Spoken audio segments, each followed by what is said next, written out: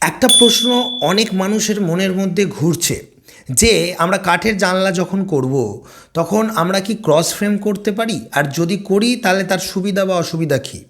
Cross frame যেটা হচ্ছে, সবসময় জানবেন যে একটা বড় জানলাকে, একটা বড় চতুর্ভুজকে মাঝখান দিয়ে ক্রস যোগচিহ্নর মতো ফ্রেম করে দিলে চারটে ছোট ছোট চতুর্ভুজে বিভক্ত হয়ে যায়।